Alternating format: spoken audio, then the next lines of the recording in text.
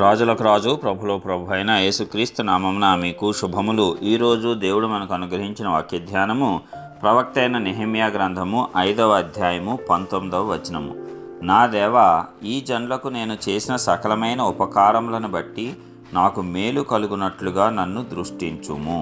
ప్రియులారా, ఈ వాక్య ధ్యానమును మనం పరిశీలించినప్పుడు నెహెమ్యా భక్తుడు చెప్తున్నటువంటి మాట, యెరూషలేము యొక్క గోడలు పడిపోయినప్పుడు అతను ఎంతో చింతాక్రాంతుడై దానిని పునర్నిర్మించటానికి ప్రారంభిస్తాడు. అలాగ ప్రారంభించినప్పుడు అతను తన యొక్క రాజు యొక్క దయను ప్రభు కృపతో పొందుకొని కావలసినవన్నీ కూడా ఏర్పాట్లు చేస్తూ ఆ గోడ నిర్మాణమునకు పూనుకొని ఉండగా శత్రువులుగా ఉన్నటువంటి వారు వచ్చి వీరి మీద దాడి చేయటానికి హేళన చేయటానికి పూనుకుంటారు. వీరు కట్టినటువంటి గోడ మీదకి ఒక నక్క దూకితే అది కూలిపోతుంది అని దూషిస్తూ ఉంటారు.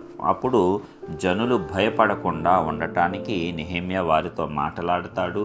అదే విధముగా వారు పాపం ఆ పని చేస్తూ కూడా ఒక వైపున ఒక కత్తెనో ఒక ఈటెనో పట్టుకొని రెండో చేత్తో పని చేస్తూ కూడా, అంటే ఒకవైపు శత్రువులను ఎదుర్కోవాలి, సమయం వచ్చినప్పుడు ఒకవైపు తమ పని జరిగిస్తూ ఉండాలి.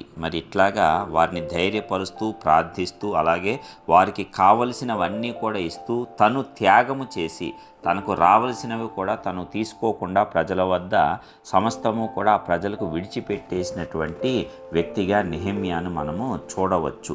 మన జీవితంలో కూడా ఇలాంటివి అనేక మార్లు ఎదురవుతూనే ఉంటాయి. ఒకవైపు శత్రువులతో యుద్ధం చేస్తూ ఉండాలి, ఒకవైపు మన యొక్క జీవితాన్ని నిర్మించుకుంటూనే ఉండాలి. అలాంటప్పుడు మన పక్షమున ఉన్నటువంటి ప్రజలకు మనము న్యాయము కూడా తీర్చాలి. కేవలం మన స్వార్థం చూసుకొని మనం నాయకులము కదా, మనం బాగుంటే చాలు, మొదట మనం బాగుండాలి అనేటువంటి ఆ యొక్క ఉద్దేశములు మనకు ఉండకూడదు. మొదట మన క్రింద ఉన్నటువంటి వారిని మనం చక్కగా చూసుకోవాలి. ఆ తరువాత మన గురించి దేవుడు కూడా అంతే గొప్పగా చూసుకుంటాడు. ఇక్కడ నెహెమ్యా అడుగుతున్నది ఇదే. ఎంత ధైర్యంగా దేవుడికి ప్రార్థన చేయగలుగుతున్నాడంటే, నా దేవా, ఈ జనులకు నేను చేసిన సకలమైన ఉపకారములను బట్టి, అంటే తన వల్ల ఏమి చేతనవుతుందో అన్ని ఉపకారములను నెహెమ్యా వారికి చేసినట్లుగా మనం ఇక్కడ గమనించవచ్చు. మనము కూడా అంతే. నీ యొక్క కష్ట పరిస్థితుల్లో ఎవరైనా సహాయము నీకంటే దీనమైన స్థితిలో ఉన్నారా, మొదట వారిని నీవు తృప్తిపరచు, వారికి నీవు సహాయము చేయి. దానిని దేవుడు దృష్టిస్తాడు, అత్యద్భుతంగా నీకు ఫలమును అనుగ్రహిస్తాడు. ఆ ఉపకారములను బట్టే నీకు మేలును చేస్తాడు. ఇదే నెహెమ్యా కూడా దేవుణ్ణి అడుగుతున్నాడు.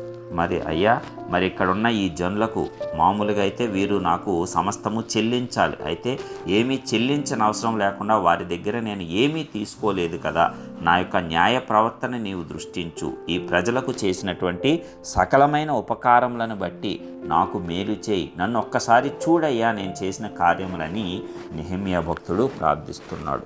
మనము కూడా ఇలాగ ధైర్యంగా ప్రార్థింప బద్ధులమై ఉన్నాం.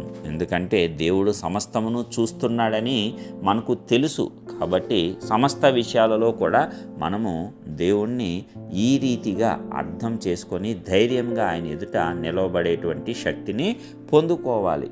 ఇట్లాగ మనం కూడా మన క్రింద వారిని కానీ మనకంటే కొంచెం బలహీనంగా ఉన్న వారిని కానీ మొదట ఆదరిస్తే దేవుడు మనకు సమయోచితమైన సహాయాన్ని అత్యద్భుతంగా పంపించి మనలను కూడా ఆదరిస్తాడు. ఇట్టి కృప మనమందరము పొందుకొందుము గాక. ప్రార్థిద్దాం. మహోన్నతుడైన గొప్ప దేవ, ప్రియ పరలోకపు తండ్రి, మీ ఘనమైన శ్రేష్టమైన నామానికి వందనాలు చెల్లిస్తున్నాం. ఇప్పటివరకు అద్భుత రీతిలో కాపాడి ఒక నూతన దినమును మా జీవితాల్లో అనుగ్రహించిన విధానం అంతటిని బట్టి కృతజ్ఞతలు చెల్లిస్తున్నామయ్యా. అవును తండ్రి, గొప్ప దేవుడు మీరు.